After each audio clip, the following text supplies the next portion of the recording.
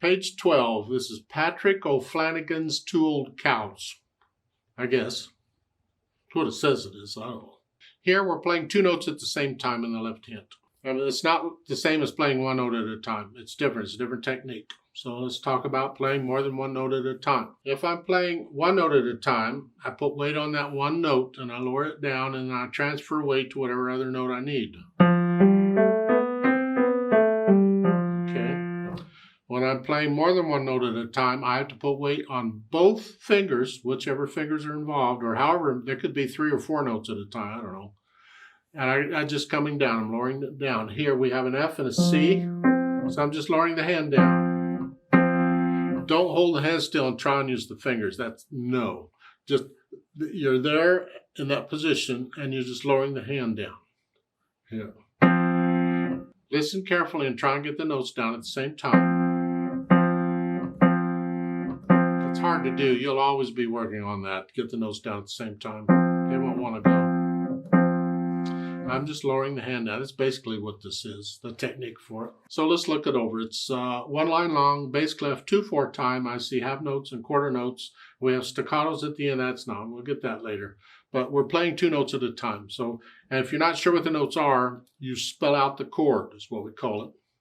You figure it out 1 note at a time. Start with the bottom, like in the first measure. The bottom note's an F. You know that, I hope. And the top note is middle C, and you know that. So once you have it, try and remember what they are. And it's here, 1, 2, and then we have a B here, because the bottom notes stayed the same, only the top note. 1, 2, 3. So I go through and I play the whole thing. Doesn't sound great, but okay, whatever you want. They're his cows, not mine. Then go back through and make sure that you count it correctly, you got the right notes, and no hesitations. Then I add in the articulation. Now, there's no real phrase here, but you got staccatos at the end. So the last 2 measures, I'm flexing here. That's the staccato technique is the same. Whether it's 1 note or multiples, it's the same. I have 2 fingers down instead of 1.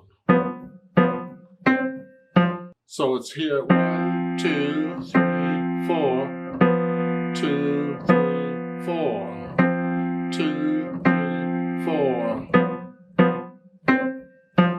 And they're saying you can keep repeating it if you want and it's gradually speed it up. I don't know how fast you want the cows to go, but whatever it is. I mean, there is no repeat sign to tell you that, but the note says you can. All right, fine. There is a tip at the bottom of the page about strengthening the fingers. I disagree. I'm not trying to use strength. I'm trying to develop the coordination.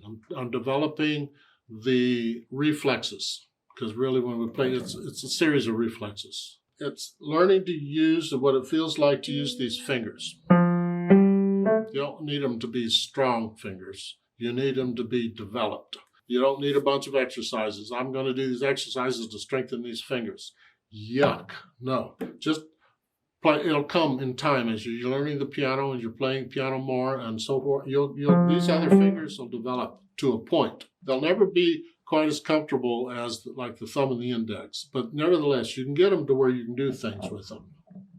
Here. You can still develop them to a point. And we'll just do that over time.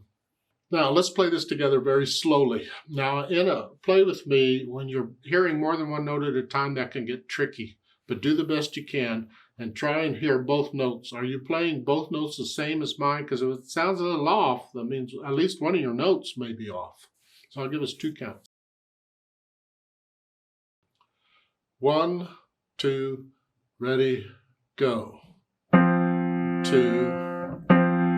2, 2.